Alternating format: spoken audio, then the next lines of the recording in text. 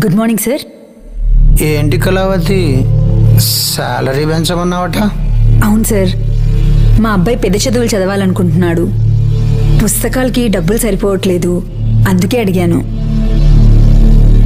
Thank you sir. పెంచుతా, ఖచ్చితంగా పెంచుతా. కానీ డబల్ డ్యూటీ చేయాలి. ఒకటి ఇక్కడ, ఇంకోటి. అవసరం లేదు సార్, థ్యాంక్ యూ.